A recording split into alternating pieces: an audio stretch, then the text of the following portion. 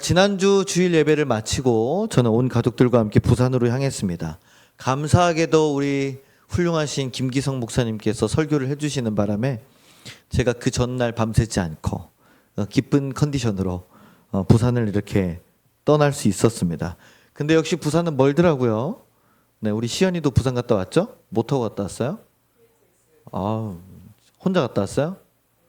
친구랑 같이 갔다 왔어요? 좋았겠다. 아니 돈이 없어가지고는 굳이 얘기하지 않아도 되는데 돈이 있으니까 KTX를 타고 갔다 온 거 아닙니까? 자, 어쨌든 저희도 KTX를 타고 갈까 하다가 사람이 많아가지고 그러면은 도저히 안 될 것 같다 그래서 내가 희생하자. 그래서 이제 갔는데 막히진 않더라고요. 4시간 40분. 4시간 40분이 딱 나와가지고 차도 안 막히고 휴게소에서 3번 쉬고 그랬는데 저희가 도착한 게 8시 반이었습니다. 그쵸? 8시 반. 그럼 5시간밖에 안 걸린 거네요. 그쵸? 어떻게 그렇게 걸렸지? 어쨌든 열심히 달렸는데 열심히 가다 보니까 먹고 싶은 음식이 딱 생각나더라고요. 그게 이제 바로 범일동의 조박낙지라는 낙지전골입니다. 여러분 부산 가시면 꼭 이제 거기 들르셔가지고 낙지전골 한번 드시면 기가 막힙니다. 또 거기 가면은 얼마나 맛있게 먹었는지 모릅니다. 그리고 해운대에 있는 우리 처제 집에 도착해가지고 거기서 이제 잘 자고 월요일에는 해운대 바다에서 열심히 놀고 좀 탔죠? 네, 잘 모르시나요? 네, 괜찮습니다. 그리고 화요일에는 태종대 절벽을 탁 갔습니다. 태종대. 그때 또 우리 박지현 전도사님이 저에게 베트남을 다녀오면서 사다 주신 티셔츠를 딱 제가 안에다가 받쳐 입고 왔어요. 사진 한번 보여주세요. 네, 네. 저희가 태종대거든요. 네, 아주 태종대 좋습니다. 세상에 이 티를 딱 멋있게 안에 받쳐 입고 딱 갔는데요. 이 티가 바람이 하나도 안 통하는 거예요. 분명히 반팔 티셔츠인데 바람이 이렇게 오면 다 튕겨져 나가는 그런 느낌이 들더라고요. 이게 파타고니아라고 굉장히 유명한 브랜드거든요. 이게 정가로는 한 6만 원에서 7만 원쯤 하는 그 스포츠 그런 브랜드라서 통기성이 굉장히 좋고 퀄리티가 굉장히 좋은 티셔츠입니다. 그래서 왜 이럴까 도대체? 이게 그 유명한 JJAB구나. 뭐예요? Jobs. 정말 겉보기에 디자인은 완벽히 똑같은데 정말 통풍이 하나도 안 되는구나. 그래서 태종대를 내려오고 나서는 벗어버렸습니다. 버리지 않았어요, 전사님. 벗었어요, 그냥 벗었어요. 저게 정품한테 6, 7만 원인데 제 거는 베트남 야시장에서 얼마를 주고 샀는지 잘 모르겠습니다. 그리고 밤에는 우리 예찬이가 사다 준 나이키 베트남 티를 열심히 입었습니다. 그거는 그래도 괜찮더라고요. 그거는 바람이 좀 통했습니다. 어쨌든. 자, 또 요즘 젊은 세대에게 유행하는 말이 있습니다. 그게 뭐냐면 테무에서 샀어? 이런 말입니다. 이게 테무가 뭔지 모르시는 어른들이 많으실 것 같은데 이 테무는 알리익스프레스처럼 중국에서 런칭한 굉장히 큰 쿠팡과 같은 그렇죠? 대형 쇼핑 앱입니다. 없는 게 없어요. 그리고 중국 예전에는 뭐 이제 중국 거면은 배송이 한 달 걸리고 막 이렇게 되는데 요새는 3일 만에 옵니다. 오, 대단하죠. 중국에서 어떻게 3일 만에 건너오는지를 알 수가 없어요. 그리고 쌉니다. 엄청 싸요. 막 1,130원 이렇게 해요. 티셔츠가. 근데 그런 거 입으면 어떻다? 통풍이 안 된다. 통풍이 안 될 수도 있고 어쨌든 그런데요. 그 가장 큰 문제는 이게 사진과 똑같은 게 올 것이냐. 이게 가장 큰 관건입니다. 테무랑 알리익스프레스는. 그래도 알리가 조금 더 나은데 아무리 겉보기에는 그럴듯하고 사진이 좋아 보인다고 할지라도 결국 중요한 거는 진짜를 따라갈 수가 없다라는 이야기죠. 오늘 우리도 바로 이 부분에 대해서 함께 나누고자 합니다. 우리가 모태신앙으로 또 하늘샘교회를 다니면서 직분자로 사역자로 평신도로 청년으로 나름대로 그리스도인의 삶을 살고 있는 우리는 겉모습뿐만 아니라 우리가 속모습까지도 과연 얼마나 진실된 그리스도인일까? 몇 퍼센트까지가 그리스도인이고 몇 퍼센트까지가 내 본 모습일까? 오늘 고린도후서의 말씀을 통해서 나의 신앙을 함께 들여다보는 시간 되시기를 주님의 이름으로 부탁을 드립니다. 오늘 본문인 고린도후서는요, 사도 바울이 헬라 문화에서 가장 번성했던 상업도시고 항구도시였던 이 고린도에서 3개월 동안 머무면서 개척한 교회에 쓴 두 번째 편지입니다. 바울이 거기 사람들, 고린도 사람들, 이방인들에게 열심히 복음을 전하고요. 그들을 성도로서 또 잘 양육을 하고 떠나왔는데, 바울이 떠나고 난 후에 그 교회에 누가 들어왔습니까? 유대주의자들, 율법주의자들, 뭐 이단들, 이런 사람들이 들어와서 교회를 막 어지럽히고 분열시켰다는 내용을 우리가 고린도 본문으로 설교할 때마다 간략하게 말씀을 드렸습니다. 이때 바울은 그 이야기를 들었을 때는 고린도에 있지 않고 마게도냐 빌립보라는 좀 먼 곳에 머물고 있었어요. 그러다 이 이야기를 듣고는 심각해져서 첫 번째 편지를 써서 보냅니다. 이 편지를 좀 보고 정신 차려서 사람들이 좀 회개하면 좋겠다. 그런데 그 편지를 받았음에도 상황이 더 좋아지기는커녕 더 안 좋아지는 거예요. 더 심각해지고. 그래서 바울이 야, 내가 한번 가야겠다. 직접 가서 이 사람들이랑 이야기를 해야겠다 하고 갑니다. 갔는데요. 바울이 고린도 교회에 도착했을 때 말도 안 되는 그런 대접을 받게 되는 거예요. 오랜만에 갔으면 오셨어요 하면서 이제 극진히 대접하고 이런저런 일이 있었습니다. 눈물로 회개하고 죄송합니다. 이런 일이 일어났어야 되는데 오히려 그 앞장선 사람들이 어떻게 했냐면 바울이 사도됨을 무시하고 그의 면전에서 모욕하고 교회 앞에서 들어오지도 못하게 문전박대를 한 거예요. 이 일로 바울이 굉장히 큰 충격을 받고 돌아갑니다. 고린도 교인들이 완전히 회개하지 못했구나. 어떻게 해야 될까? 그리고 다시 자신의 사도됨에 있어서 변증하는 내용을 담아서 쓴 편지가 바로 이 고린도 후서예요. 바울이 고린도 교회 성도들과 함께 있으면서 성경 가르치고 예배드리고 그럴 때는 분명히 그 고린도 성도들이 그리스도인의 모습이었을 겁니다. 그리고 그리스도인의 삶을 살았겠죠. 고린도라는 도시에서 원래 이방인으로서 이방 신과 이방 문화에 빠져 살다가 갑자기 그리스도인으로 살아간다라는 것은 결코 쉬운 일이 아닐 겁니다. 사회에서 어울리던 사람들이 있죠. 친구들이 있고 가족들도 있습니다. 그런데 그 모든 사람들과 등을 돌리고 나 혼자 예수님을 믿겠다고 한다는 것은 완전히 스스로 왕따가 되는 걸 자처하는 일인 것이죠. 많은 것을 포기해야 될 것입니다. 그런데 이게 바울과 함께 있을 때는 지켜진 거예요. 왜? 바울이라는 억제가 있기 때문에. 바울이라는 목사, 사역자가 있었기 때문에 당연히 함께 있기 때문에 그게 억제가 되는 거죠. 그렇죠? 잘 지켜지고. 근데 문제는 그가 교회를 떠나가고 난 다음입니다. 바울은 떠나면서도 이 고린도 교인들을 목숨과 같이 사랑하고 그들을 정말 잘 양육했기 때문에 그들에게 정말 복음을 잘 전했기 때문에 떠나면서도 끝까지 그 사람들을 믿었을 거예요. 그런데 인간의 연약함은 주어진 강제력이 없어질 때 가장 흔들리게 되죠. 분명 좋은 지도자를 세워야 돼서 아마 바울이 자신의 후임자로는 성경을 잘 가르치던 아볼로라는 사람을 세웠을 것이다라고 이제 학자들은 추측을 합니다.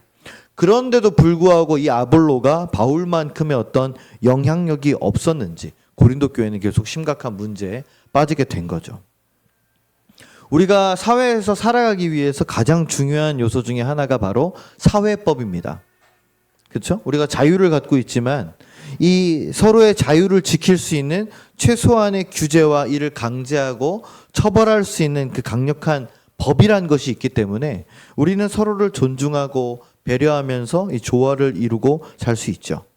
그런데 이 법이 사라지게 된다면 어떻게 되겠습니까? 전쟁으로 국가가 사라지고 인터넷이라는 것이 사라지면서 우리가 그동안 모아놨던 모든 돈, 부동산, 주식 이런 것들이 데이터들이 아무 쓸모없이 다 사라져 버린다. 그러면 우리를 지켜주던 선이라는 것이 어떻게 해요? 무너지게 되겠죠. 아마 이미 이런 내용을 담은 영화나 드라마가 너무나 많이 나와 있기 때문에 그런 거를 이렇게 보면은 인간의 아주 적나라한 본능적이고 이기적인 그런 모습들이 다 표현되어 있습니다. 작년에 봤던 영화인가요? 콘크리트 유토피아라는 것이 하나 우리나라 영화가 있는 이병헌 씨가 나오는 게 있는데 그런 영화만 보더라도 정말 어떻게 인간이 저렇게 추악한가 그런 생각이 듭니다. 극도로 이기적이고 아주 폭력적인 인간의 추악함과 그런 욕심을 조명하면서 과연 인간 안에 정말 인간됨이란 무엇인가라는 질문을 던지게 되는 것이죠. 정말 그런 때가 온다면 우리가 그렇게 중요하고 고귀하게 여기던 이 가치들이 여전히 힘을 가지고 작동할 것인가? 사랑과 용서 또는 믿음과 소망 이런 신념들이 얼마나 힘이 있을지 그런 거친 탐욕과 폭력을 이길 수 있을지 솔직히 누구도 자신할 수 없는 일일 겁니다. 가장 비슷한 부분이 우리에게 있어서는 신앙생활인 것 같아요. 사실 사회생활을 하면서 사는데 교회를 다니는 이 신앙은 굳이 없어도 큰 문제는 되지 않기 때문입니다. 최근 많은 사람들이 교회를 떠납니다. 그리고 또 신앙에 무관심하면서 대신 그 시간을 자신의 여가와 취미를 즐기고 또 쉬는 데 쓰고 있습니다. 지금 우리가 하늘샘 교회라는 공동체로 모여서 예배를 드리면서 신앙생활을 같이 하고 있죠. 그런데 제가 이제 교회를 떠나고 교회를 맡을 사람이 없고 이 건물이 팔려 나가고 만약에 그렇게 된다면은 어떻게 될까요? 매주 나와야 되는 교회가 사라지게 될 때, 또 매주 내가 의지하고 믿었던 목사, 교육자가 사라지게 될 때, 같이 신앙생활하면서 우리가 서로 의지하고 위로해 주었던 이 공동체가 와해되게 될 때, 나는 어떻게 해야 될지 굉장히 혼란스러워질 것입니다. 그렇죠? 나는 계속 교회를 나가야 되나? 내가 다니던 교회가 이제는 없는데, 내가 아는 목사님도 이제 없는데, 내가 어느 교회를 어떻게 나가야 되지? 아는 사람도 한 사람도 없는데, 내가 신앙생활을 다시 시작할 수 있을까? 그렇게 한 주 망설이고 또 한 주 망설이고 어디 어느 교회를 가보지만은 별로 마음에 들지 않고, 그렇죠? 또 부담스럽고 그러다 보면은 점점 망설여지고 안 나가게 되겠죠. 그리고 주말에 교회 안 나가는 시간 대신에 더 많이 잠을 잘 수 있고 더 많이 공부를 할 수 있고 더 많이 놀러 다닐 수 있고 그 시간들이 점점 내 시간이 되면서 우리는 점점 더 교회를 나가지 않게 될 것입니다. 이처럼 강제력이 사라지면은 우리의 본능과 이기적인 욕심이 남기 때문에 그것들이 우리의 신앙을 오히려 더 흔들어 된다는 것이죠. 또 아이들과 청소년, 청년들과 대화를 하다 보면은 이런 이야기를 많이 듣게 됩니다. 교회에서 사람들에게 큰 실망을 하게 되고 상처를 받으면 교회를 떠난다는 거예요. 가장 큰 실망을 하는 이유가 이거랍니다. 아니, 교회 다니는 사람이 어떻게 저래? 목사님, 전도사님, 장로님, 권사님이 어떻게 나한테 이런 상처를 줄 수가 있어? 교회 다니는 사람들은 다 똑같아. 너무 가증스럽고 너무 위선적이고 너무 이기적이다, 이런 말입니다. 아마 여러분들도 이런 이야기를 들어보셨을 거예요. 우리 초등학생들이 이렇게 오잖아요. 그러면 애들한테 물어볼 때가 있습니다. 어머니나 아버지가 혹시 교회 다니시는 거 어떻게 반대하시니? 좋아하시니? 이런 얘기하면은 그런 아이들이 이런 얘기를 해요. 우리 엄마도 옛날에 교회를 다녔는데요. 우리 아빠도 예전엔 교회를 다녔는데요. 뭐 이제 교회 다니는 사람들은 믿을 수 없다고 해서 이제는 안 다녀요.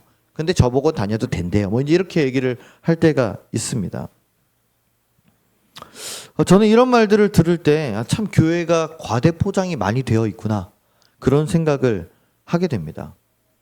교회를 다닌다고 해서 우리 모두가 완벽한 그리스도인이 될 수 있는 것은 아니죠. 모두가 항상 선하게만 살 수 있는 것도 아닙니다. 물론 일반인보다는 조금 더 신앙적으로 선하게 그리고 사랑을 나누면서 살려고 노력을 하겠지만은 그렇다고 해서 내가 사도 바울이 될 수도 없고 내가 베드로가 될 수도 없고 예수님은 더더욱 될 수가 없죠. 똑같은 사람이고 실수할 수 있고 연약한 죄인인데 내가 교회를 다닌다는 이유로 가정에서 또는 직장에서 또 친구들 사이에서 나에게 더 높은 도덕적인 잣대와 기준을 매겨버립니다. 그게 이제 꽤 불편하고 부담스러운 일이죠.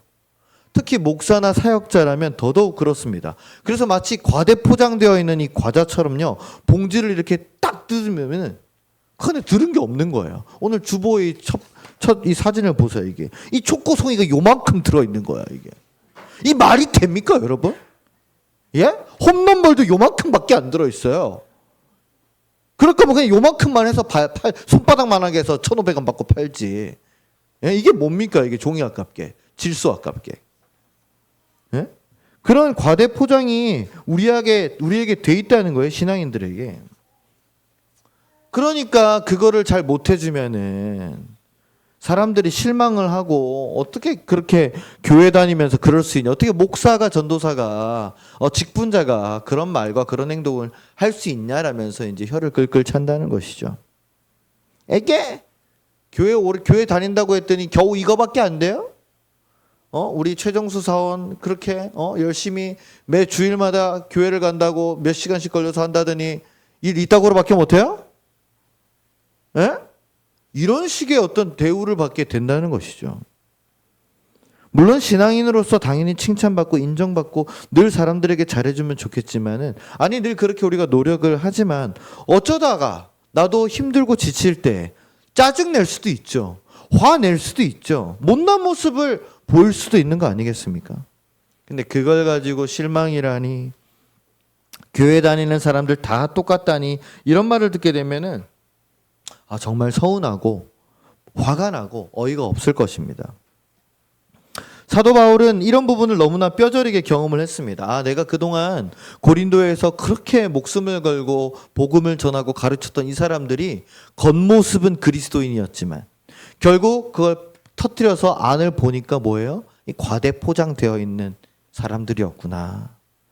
이들에게 내가 전했던 목숨 걸고 전했던 복음이 겨우 이 정도밖에 안 되는 것인가? 내가 너무 과하게 기대를 했나? 하고 말입니다.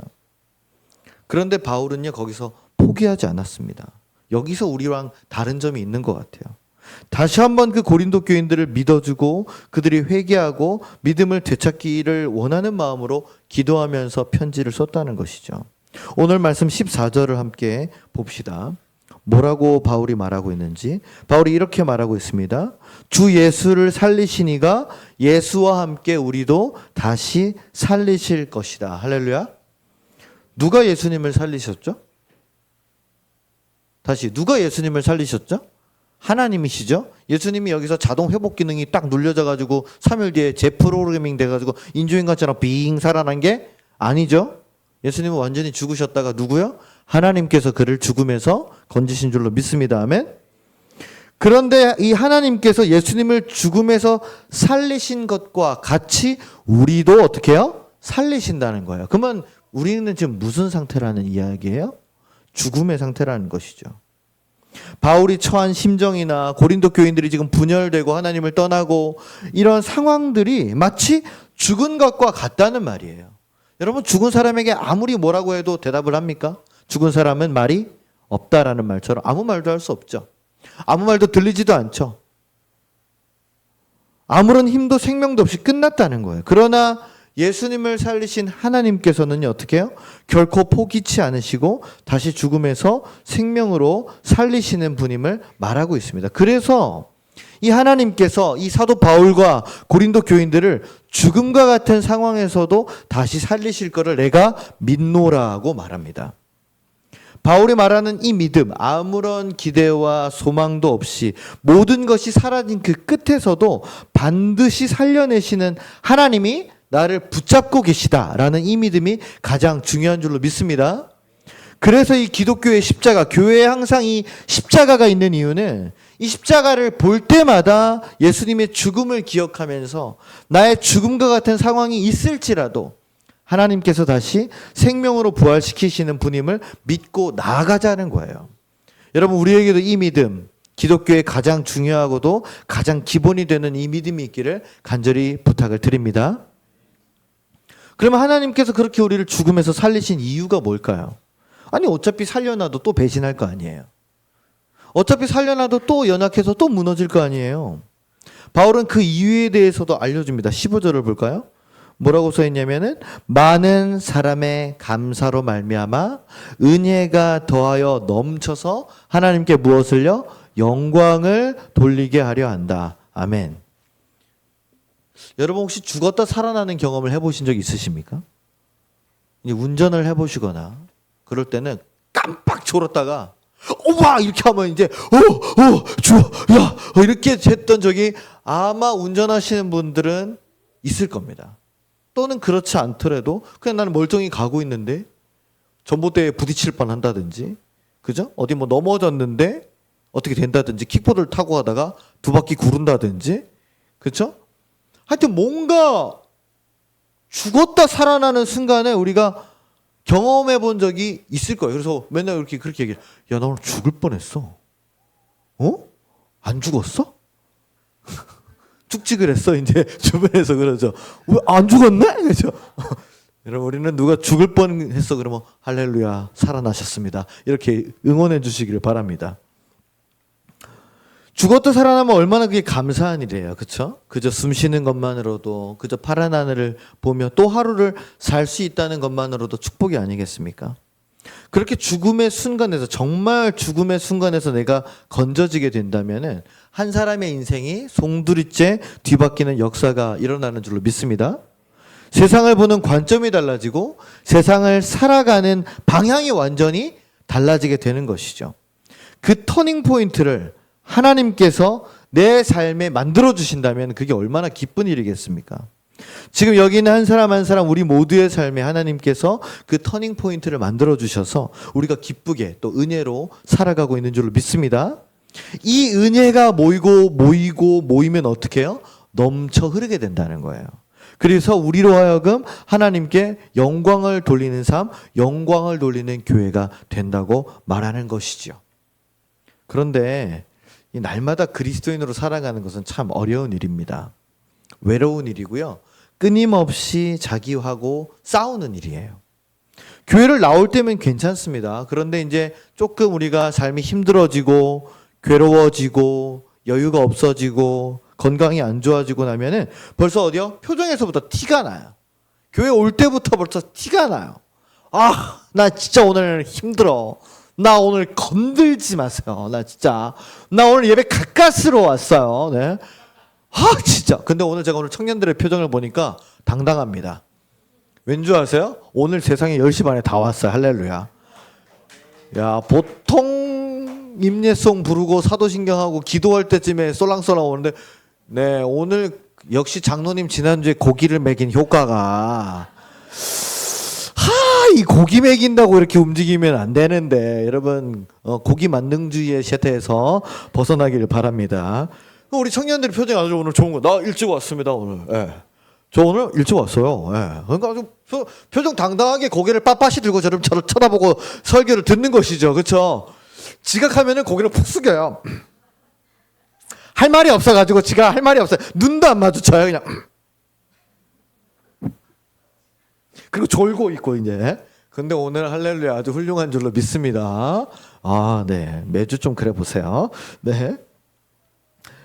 그런데 그런 표정을 가지고, 안 좋은 표정, 지친 마음을 가지고 교회를 오면은요, 이 교회 나오는 것조차 너무 부담스럽고 힘이 드는 것이죠. 힘을 얻고 돌아가야 되는데 말씀을 들어도 위로가 되지 않고 은혜를 받지도 못하고 하니까 자꾸만 이게 쌓이고 막 화가 나고 막 그렇습니다. 그러면서 또 교회 갔다 왔는데 어디 갔다 왔어? 또 교회 갔다 왔어? 그 도움도 안 되는 거 왜 맨날 갔다 오냐? 뭐 이런 누구의 핀잔을 또 한 마디 듣기 시작하면은 이 발작 버튼이 또 눌리는 거죠. 이렇게 하면서 더 화가 나요. 막 어떻게 해야 될까? 좀 그냥 가만히 놔두면 좋겠는데. 근데 사도 바울은 놀랍게도 여기까지 다 예견을 했습니다. 16절을 볼까요? 16절 제일 처음에 뭐라고 얘기하고 있습니까? 그러므로 우리가 낙심하지 아니하노니. 할렐루야. 낙심하지 말라는 거예요. 낙심하지 말라고. 아무리 하나님께서 우리를 살려주시고 다시 일으켜주시고 다시 새로운 힘을 주셔도 분명 넘어지고 실망하고 또 무너질 게 뻔하기 때문에, 바울은 우리의 연약함을 알기 때문에 그럴 줄 알았으니까 낙심하지 말라고 하는 것이죠. 아니, 실망하고 넘어지는데 어떻게 낙심을 안 해요? 제가 올여름에 한창 바쁜 집회를 다니면서 많이 들었던 말이 있습니다. 그게 뭘까요? 뭘까요? 올여름에 굉장히 제가 많이 들었던 말. 뭐라고요? 이쁘다고요? 잘생겼다. 비슷한 얘기예요. 근데 사람들이 그래도 교회를 다니는 사람들이라서 거짓말은 안 하더라고요. 잘생겼다고는 하지 않았어. 은혜롭다. 그거 너무 뭉뚱그려서 한 말이고. 조금 더 디테일하게 얘기하면 목사님 굉장히 동안이시네요. 뭐라고요? 동안이시네요. 거짓말은 아니잖아요. 그렇죠? 제가 대부분 저를 초청해주는 교회에 가보면은 이제 저보다 후배인 목사님들이 저를 불러주신 경우가 많아요. 이제 뭐 많게는 저보다 10살, 또 적게는 뭐 7살, 4살 이렇게 그렇게 차이 나는 저보다 어린 목사님들이 저를 불러주셔서 이제 갔는데 제가 훨씬 더 젊게 입고 또 외모 체크도 잘하고 이제 가다 보니까 그런 것 같아요. 기분은 좋죠. 그런 이야기를 들으면. 올여름 제가 10번의 집회를 섬겼고 이제 오늘 저녁에 천안에서 11번째 집회를 이제 인도하고 나면은 여름에 나가서 하는 것은 이제 다 끝이 납니다. 엊그제 제가 몸무게를 재니까 살이 또 빠졌더라고요. 그래서 다른 우리 성도님들이 목사님 살이 좀 빠지신 것 같아요. 그래서 빠졌을까 하고 쟀더니 1kg가 빠졌어요. 72대였는데 71로 내려갔더라고. 할렐루야. 아멘 안 하시네. 살이 빠져서 좋았는데 거울을 이렇게 보니까 제가 좀 이렇게 피부가 푸석푸석하고 사가 있는 게 좀 느껴지는 거예요. 그러면서 스스로 이제 하는 말이 거울을 이렇게 탁 보면서 고생 많이 했다. 그래도 잘 살았네. 그렇게 얘기를 하는데 그러면서 이제 드는 생각은 뭐냐면 내가 언제까지 이렇게 젊은 스타일로 살 수 있을까? 내가 입는 옷이나 쓰는 말투나 하는 행동이 사실 제 나이에 맞지는 않습니다. 그렇죠? 40대 중반인데 이렇게 까불까불거리는 사람은 잘 없잖아요. 그렇죠? 아직까지는 젊은 스타일을 유지할 수 있겠지만 하루하루 시간이 지나면서 불안해지더라고요. 제 피부를 봐도 보톡스를 맞지 않는 이상은 저도 이제 주름이 계속 생길 거고 기미나 이런 게 계속 끼고 그렇죠? 또 이렇게 오늘 이렇게 머리를 하면서 보니까 염색을 할 때가 지났어요. 지금 그래가지고 여기 흰머리들이 이렇게 보여요. 그래서 이런 거를 꾸준히 해주지 않는 이상 저의 겉사람은 어떻게 돼요? 계속해서 늙어가겠죠. 계속해서 낡고 그런 것을 막을 수가 없습니다. 그래서 제 외모나 피지컬 이런 걸 보면은 자꾸만 욕심이 나고요. 또 자꾸만 낙심도 됩니다. 그러나 집회를 하면서 계속해서 다음 세대들을 만나면서 제 안에 속사람이 새로워지는 걸 느껴요. 올해부터 초등학생들 집회가 막 들어옵니다. 제가 그 전까지는 12년 동안은 전부 다 고사했어요. 초등부는 안 간다고. 어린이 싫다고. 절대 잼민이들하고 안 한다고. 근데 어쩔 수 없이 한번 하다 보니까 이게 축축축 계속 들어오더라고요. 전에는 제가 전하는 말씀이나 이런 것들이 어린이들한테는 통하지 않고 통하지 않다기보다는 이 어린이들을 휘어잡는 게 너무 귀찮고 힘들고 그래서 에너지가 많이 들어가거든요. 그래서 안 하려고 그랬는데 요새 초등학생들이랑 이렇게 소통하면서 조금 더 제가 스스로 새로워지는 것을 느껴요. 오히려 여기서 오는 새로운 힘이 있습니다. 지난주에 전주 전성교회라고 거길 갔는데 거기는 영유아 붙어 있더라고요. 하성이 뭐 저기 시온이 뭐 다니엘 이런 것들부터 시작해가지고 6학년 성준이까지 200명이 앉아 있었어요. 그러니까 예배가 거의 그 어린이집 발표회 같은 느낌?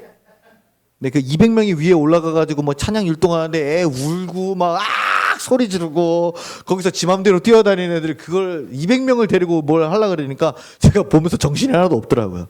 근데 거기서 제가 올라가면서 하면서 어떻게 하면 이 유치원생들이 나를 집중하게 할까? 어떻게 한마디라도 듣게 할까? 어떻게 1시간을 얘를 붙잡고 있을까? 그거를 굉장히 고민하면서 이렇게 했는데 거기서 오는 좀 새로운 힘이 있었습니다. 아이들이 무엇을 좋아할까? 어디서 재미를 느낄까? 또 어디서 은혜를 받게 할까? 무엇을 기억을 하게 할까? 또 그것을 계속 연구하고 발전시키는 것이 재미가 있습니다.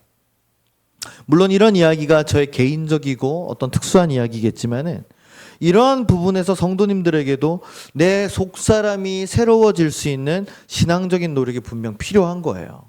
우리의 겉모습은 계속해서 낡아질 수밖에 없죠. 물론 이게 좋은 의미로는 성장하고 성숙하는 것이지만은 나의 전성기의 시간이 자꾸만 이제 뭐 지나가고 또 기다려야 되고 이런 것들이 있습니다. 그러면 우리가 힘이 빠지고 나는 이제 뒷방에서 이제 가만히 있어야 되고 젊은 청년들이 이제 해야 되고 그러면서 자꾸만 나는 낡아지는 것 같은 느낌이 들면은 지치고 좀 다운되고 그럴 것 같아요.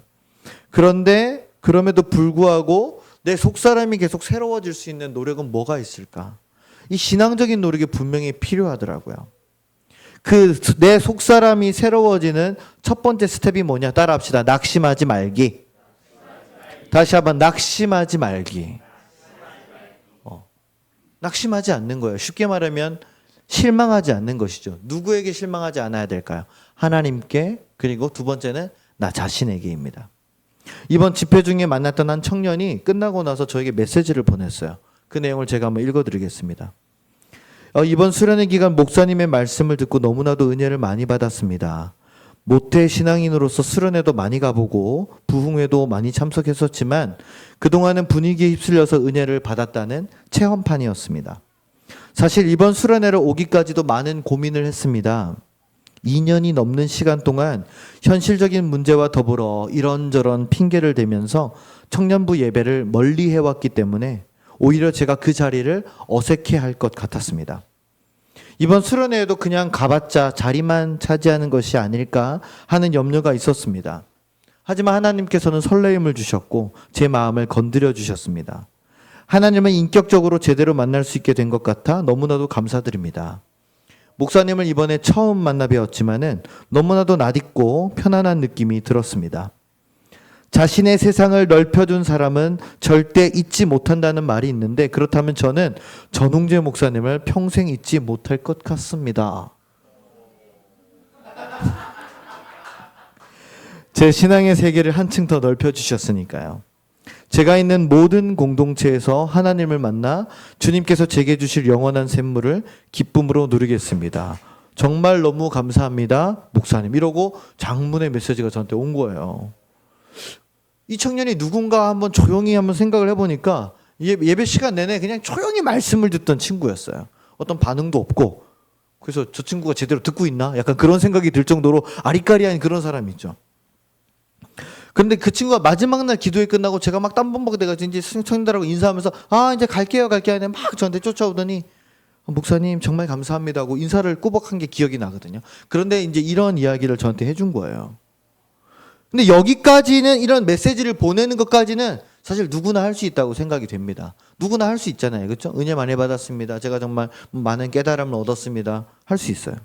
그런데 여기서 끝이 아니에요. 이 이후로 이 청년이 매일 성경을 3장씩 읽어서 그걸 음성으로 녹음을 하고 있다고 저한테 연락을 준 거예요. 사실 자기가 성우가 꿈이래요.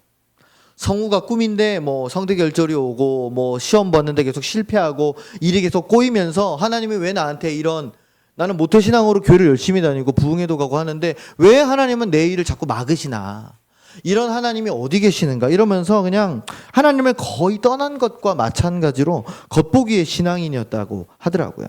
그런데 수련회를 갔다 오고 나서 내가 어떻게 회복하고 하나님께 가까이 갈 수 있을까를 고민하다가 자신의 목소리로 매일 성경을 녹음해서 하나님께 드리자라는 이 결심을 했고, 그 결심을 저에게 가장 처음 알려준 것이에요.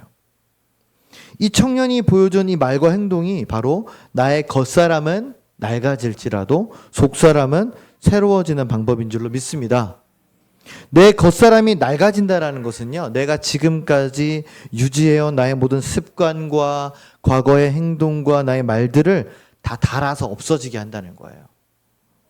나의 육체적인 것들, 외모, 말투, 패션, 스타일, 습관, 그 모든 것들이 만약에 하나님을 향해서 내가 나가는데 방해가 된다면 낡아서 없어지도록, 닳아서 없어지도록 만들어야 된다는 거예요. 그리고 나서 내 속사람이 하나님으로 인해서 기뻐하는 일들을 내 스스로 찾아내는 게 굉장히 중요해진다는 것이죠. 내가 아무리 겉모습으로는 교회를 다니고 있을지 모르지만 결국 내 속으로 나를 죽음에서 살려내시는 그 하나님을 향한 믿음이 날마다 새로워지지 않는다면요, 나는 결국 과대 포장된 그 과자의 껍데기처럼 껍데기만 그리스도인에서 결코 성장하지 못할 것이기 때문입니다. 그래서 우리가 낙심하지 말고 하나님을 바라볼 때, 하나님을 의지하며 나갈 때 내 속사람이 새로워지는 그 힘을 얻게 됨을 우리가 반드시 기억해야 되는 줄로 믿습니다. 그리고 그 과정에서는요, 반드시 환난이라는 과정이, 고통이 찾아올 수밖에 없어요. 내 겉사람을 낡게 만든다는 것, 닳아서 없어지게 만든다는 것, 그게 얼마나 괴로운 일이겠습니까? 또 내 속사람을 새롭게 만드는 방법을 찾는다는 것이 얼마나 어려운 일이에요. 여러분 그런 걸 쉽게 찾을 수 있습니까? 나만의 힐링 포인트, 나만의 나만의 회복 탄력성을 가지고 가는 것, 나만의 새로운 취미를 발견하는 게 이게 쉬운 일은 아니잖아요, 그렇죠? 고린도 교회를 다니는 이 성도들이 가족과 친구를 다 저버리고 그들이 살고 있는 문화와 향락을 다 포기하고 그리스도인이 된다는 게 어디 쉬운 일이겠습니까? 그래서 우리가 진짜 그리스도인이 되는 길은요, 다시 말하지만 십자가의 길입니다. 그리고 그 십자가의 길은 영광과 은혜의 길이 아니라 어떤 길이에요? 고난과 죽음의 길을 우리가 기억해야 된다는 것이죠. 그저 모든 일들이 술술 풀리고 항상 건강하고 항상 돈이 잘 벌리고 항상 행복한 일들이 우리에게 일어나지 않습니다. 오히려 더 많은 포기와 희생과 노력을 교회를 위해서, 예수님을 위해서, 하나님을 위해서 굳이 해야만 하기 때문에 더 고통스럽고 괴로운 일이죠. 그럼에도 불구하고 바울은 그렇게 해야 하는 이유에 대해서 강력히 말하고 있는 부분이 있습니다. 18절, 우리 마지막 절을 함께 읽어보겠습니다. 시작. 우리가 주목하는 것은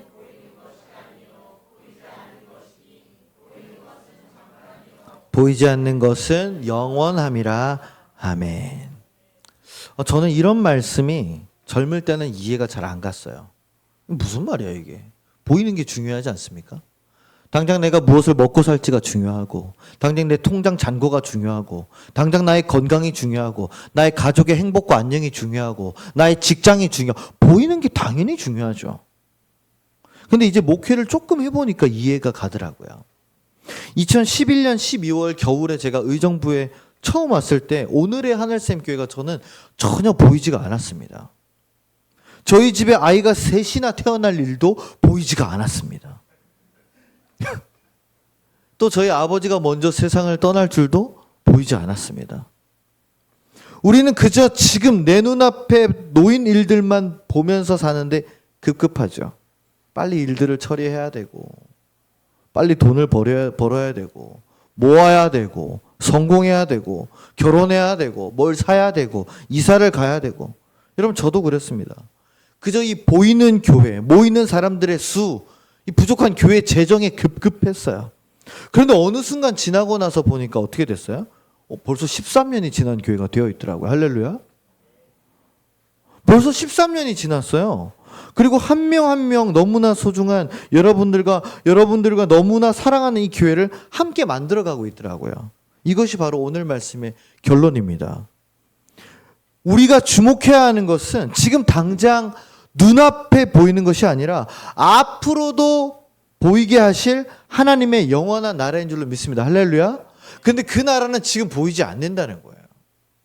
보이지 않는다는 거예요. 앞으로 어떻게 될까요? 우리 시온이 다니엘이 어떻게 될까요? 우리 하벨이 하성이가 어떻게 될까요? 우리 지우 지야기가 어떻게 될까요? 아무도 모르는 일이죠. 그러나 지나고 나면은 보이는데 그 사람 안에, 그 교회 안에 하나님께서 펼쳐놓으신 영원한 하나님 나라가 있다는 것입니다. 할렐루야.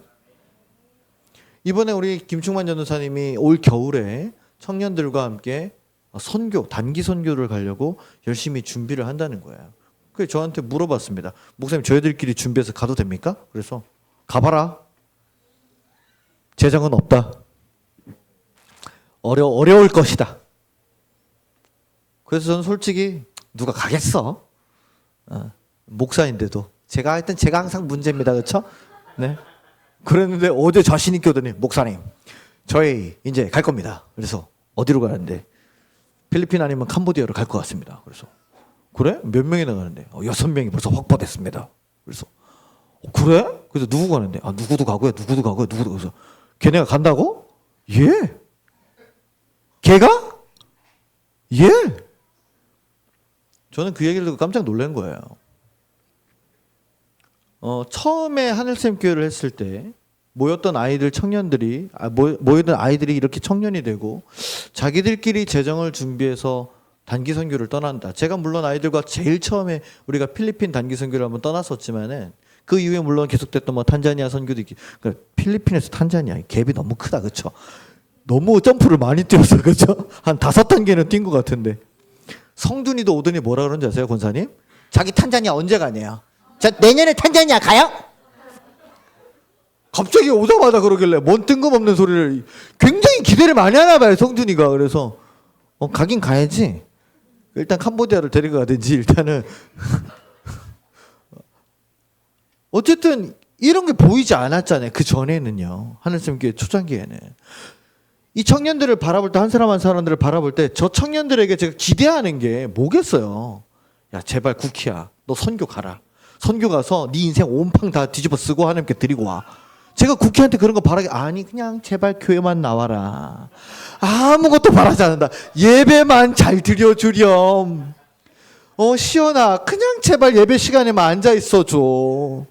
내가 딴 거 바라지도 않는다. 뭐 내가 너한테 헌금을 하라고 하니, 교회 나서 청소를 하라고 하니. 청소할 때 왔나? 부산에 있었지? 자, 그런 거 뭐 기대를 하는 거 아니잖아요. 그렇죠? 근데 지나고 나서 보니까 하나님께서 보이지 않는 하나님의 나라를 이미 우리 안에 펼쳐놓은 줄로 믿습니다. 할렐루야. 그런데 그 과정이 쉽진 않았잖아요. 그렇죠?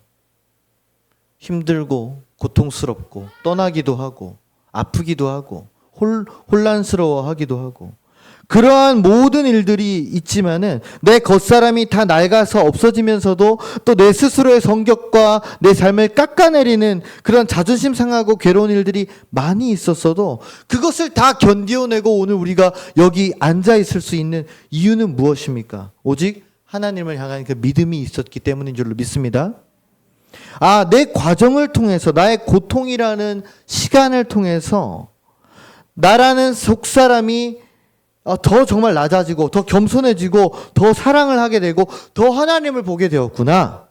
내가 먼저 무너지지만 무너지는 것이 아니요 영원한 하나님의 사랑이 내 안에 살아 숨쉬게 하는 이게 바로 생명에 이르구나. 할렐루야. 이런 고백이 우리 모두에게 함께 있게 되기를 간절히 부탁을 드립니다. 더 이상은 과대 포장된 그리스도인이 되지 않았으면 좋겠어요. 이만큼 포장된 거를 딱 깠을 때 입구까지 꽉 차 있는 그리스도인이 되기를 간절히 원합니다. 어쩌면 그 포장지가 낡아 보일 수는 있어요. 뭐야, 포장이 왜 이렇게 구려? 왜 이렇게 올드해? 별로 맛있어 보이지도 않고 이게 낡았어. 그렇지도 모르지만 안에 딱 까가지고 봤을 때, 야, 꽉 찼네. 야, 이거 맛있네. 야, 이거 진짜네. 이거 참이네. 이렇게 이런 정말 진실된 것으로 우리가 나갈 수 있는 그런 그리스도인이 되기를 간절히 부탁을 드립니다. 잠깐 보이는 것에 집착하지 말고 보이지 않는 영원한 하나님의 나라가 이미 우리 안에 있음을 확인하며 이번 한 주도 은혜가 차고 넘치는 저와 여러분들 되시기를 주님의 이름으로 간절히 축원합니다. 기도하겠습니다.